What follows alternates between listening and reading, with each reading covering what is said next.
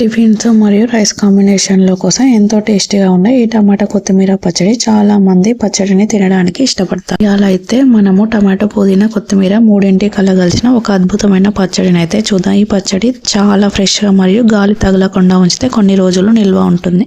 పచ్చడి అయితే ఇడ్లీ, దోశ, వడ లాంటి టిఫిన్స్లోకైనా వేడి వేడి అన్నంలోకి నెయ్యి వేసుకొని తిన్న అద్భుతమైన కాంబినేషన్. ప్రాసెస్ చూసేద్దామా? అయితే రెడీ చేసి పెట్టుకోవాలి. పుదీనా కొత్తిమీర, ఒక ఆనియన్, 2-3 టమాటాలు అయితే స్టవ్ ఆన్ చేసుకొని అయితే పెట్టుకొని అందులో ఆయిల్ వేయకుండా పల్లీలు, నువ్వులు అయితే మంచిగా ఫ్రై చేసుకొని పక్కకు పెట్టుకోవాలి. అందులో కొన్ని ధనియాలు, జీలకర్ర వేసుకొని పక్కకు పెట్టేసుకోవాలి. ఫ్రై అయ్యాక అదే ప్యాన్లో 1 స్పూన్ ఆయిల్ వేసి ముందుగా కట్ చేసుకున్న టమాటాలను అయితే ఇందులో వేసుకొని, ఒక ఆనియన్ కట్ చేసుకున్నాం కదా అది కూడా ఇందులో వేసుకొని మంచిగా మగ్గించుకోవాలి. మాత్రం టిఫిన్స్లోకి అయితే సూపర్గా ఉంటుంది. ఇక ముందుగా కడిపెట్టుకున్న కొద్దిగా పుదీనా, ఒక గుప్పెడు కొత్తిమీరను కూడా ఇందులో వేసేసుకోవాలి.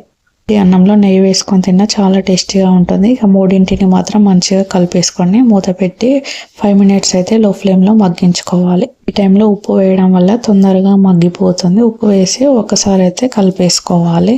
అయితే ఒక 5 మినిట్స్ అయితే చల్లార్చుకోవాలి. చల్లార్చిన తర్వాత మొత్తం మిక్సీ జార్లో అయితే వేసేసుకోవాలి.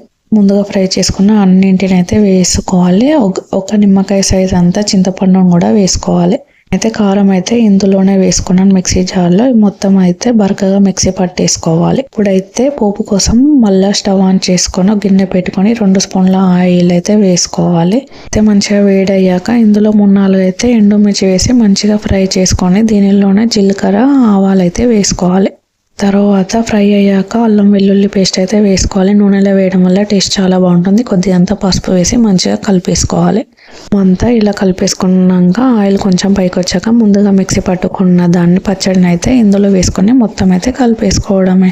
టేస్టీగా ఉండే టమాటో కొత్తిమీర పుదీనా పచ్చడి అయితే రెడీ. చిన్న కదా ఎంత సింపుల్గా చేసిండ్రో మీరు కూడా ట్రై చేసి కామెంట్ అయితే చేసండి. ఇంకో రెసిపీతో మీ ముందుంటా.